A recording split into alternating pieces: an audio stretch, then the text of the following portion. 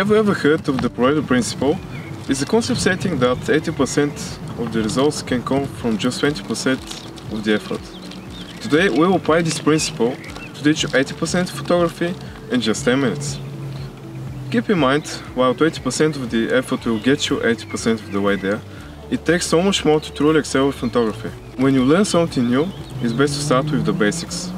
Think of it as if you were teaching a 5-year-old. Once you grasp the fundamental concepts, you can build upon that foundation, you can explore the different aspects of the subject.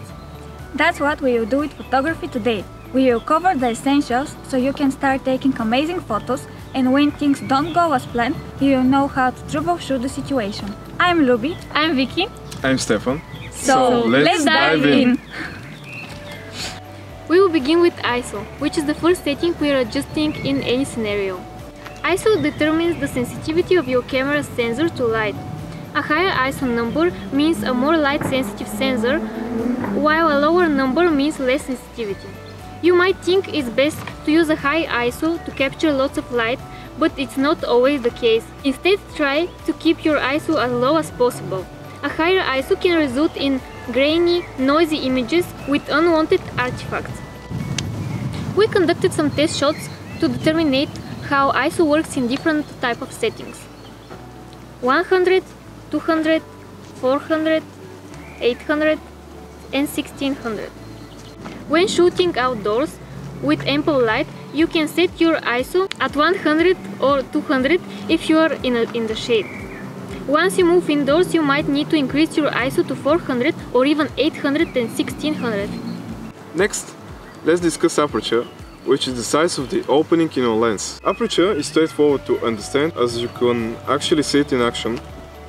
Your lens has blades that open and close to create a smaller or larger hole. This hole size is your aperture.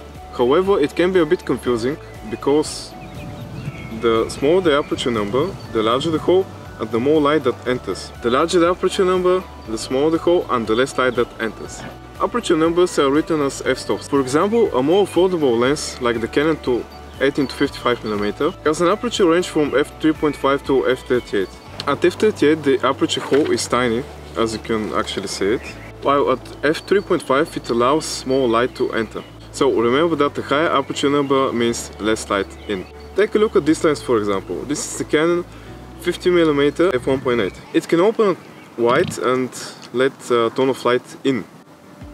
So remember, the lower the number, the more light there is. The higher the number, the less light there is. But aperture mainly controls the depth of field, so I want you to focus on that aspect of aperture. Depth of field is quite simple. It's essentially how much is in focus in front of and behind the actual spot that you focus on. And here is where it gets straightforward. The lower the f-stop number, the smaller the depth of field. The higher the f-stop number, the larger the depth of field. Let's take a look at these test shots so you can see the depth of field. The first shot is at f1.8. The second shot is at f2.8, followed by f4, f5.6, f8, f11 and f16. You can see how, as the aperture number increased, the depth of field did as well. Next, let's set our aperture for our next subject. For a single person portrait, we will use a low depth of field, perhaps at f2 or f2.5. However, for a group of people, we will need to increase the aperture to around 3.5 or f4, ensuring everyone in the line is in focus. Landscapes where both a tree in the foreground and a distant mountain need to be in focus, we will use a higher aperture, which is f11 or f16, to bring everyone into focus with no blur. In summary, aperture is the size of opening in your lens. A lower f-stop means more light, while a higher f-stop means less light. Remember, aperture controls depth of field, which is crucial for creating an image. Simple, right? Now let's discuss shutter speed. Shutter speed is straightforward. It's the amount of time measured in seconds that your shutter is open. You will see numbers like 1/50th, 1/100th of a second, 1/250th of a second. Depending on your camera, it can go as high as 1/8000th of a second. Alternatively, you can close down the shutter to 1, 2, 5 or even 10 seconds. Most cameras have a maximum shutter speed of 30 seconds without this thing. This is a remote shutter. Shutter speed not only controls the duration that the shutter is open, but also affects motion blur. It can range from capturing significant motion blur to freezing moving objects in place. Super slow shutter speeds work best when using a tripod to shoot landscapes or waterfalls, creating a misty effect with the water. These slow speeds can also be used for capturing the Milky Way, for example. On the other hand, fast shutter speeds are perfect for freezing motion, such as in sports photography, or capturing a running dog in your backyard with a crisp, clear image. In portrait photography, it's important to avoid motion blur for sharp, well-defined images. I typically shoot between 1/250th or 1/500th of a second for this purpose. If the subject starts moving, I increase the shutter speed. In low light situations, I may use a slower shutter speed, but I will ask the subject to remain as still as possible. In order to capture sharp images in sports, you will need a shutter speed in the range of 1/800th to 1/1000th of a second or even faster. Essentially, the faster your subject moves, the faster your shutter speed should be to freeze the action. The basic concept of shutter speed is this: slower shutter speeds result in more motion blur, while faster shutter speeds result in less motion blur. Now, let's put it all together. When preparing to take a shot, follow these steps. First step is to set your ISO. Assess the lighting in the scene. If you're outdoors with plenty of light, lower your ISO to around 100 or 200. Second step is to determine the depth of field. Consider your subject or subjects and decide how much depth of field you need. Set your aperture accordingly.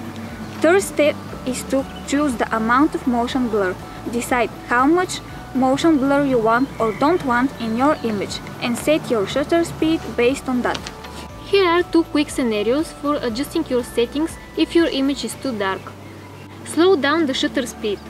This will allow more light to enter the camera, but be cautious not to slow it down too much, as it may introduce motion blur in your image. Second, I will lower my aperture, allowing more light in. However, I can only do this until my subject is out of focus, due to insufficient depth of field. Increasing my ISO is the third way to get more light, but is my last resort. Depending on your camera, this might not be a big deal, but it's something to keep in mind. Now let's discuss the opposite scenario. I've set everything up, taken a test shot, and it's too bright. First, I will adjust my ISO, since I have plenty of light. Lowering the ISO will result in a cleaner, crispier image. If I lower the ISO all the way and it's still too bright, I will increase my shutter speed. The last thing I will change is my aperture. When shooting portraits, a shallow depth of field is often preferred, so only adjust the aperture if necessary. There are many helpful charts available as reference, like this one. And that's it. Although there's so much more to photography for advanced photographers out there, these tips should help beginners to grasp the basics in another 10 minutes. By mastering these three fundamental and your camera's use of them, you effortlessly capture stunning images and troubleshoot any problems. If you'd like to see more videos like this, make sure to give this video a thumbs up and subscribe. And follow us on Instagram! Next, let's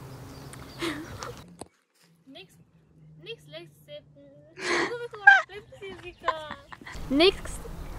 Погледите като кажа next. Next, let's set our aperture for our next subject.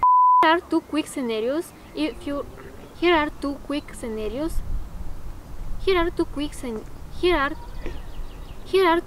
scenarios for yours.